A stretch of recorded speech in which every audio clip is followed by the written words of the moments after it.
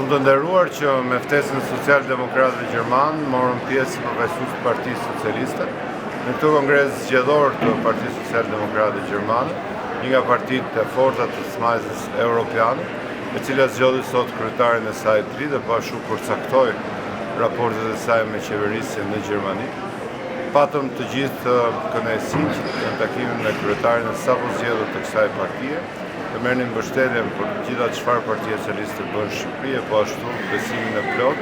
në mbështetjen e Social-Demokratëve Gjermanë në rrugën tonë për integrimin në Bashkimin Evropian. Padyshim patëm takime edhe përfaqësues të lartë të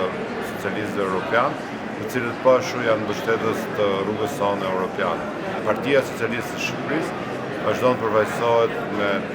të gjithë kapacitetin e saj dhe natyrisht me shembullin e saj në reformat e bëra në Shqipëri, në qeverisjen e vendit, natyrisht në procesin tonë të integrimit në familjen e madhe të socialistëve evropianë.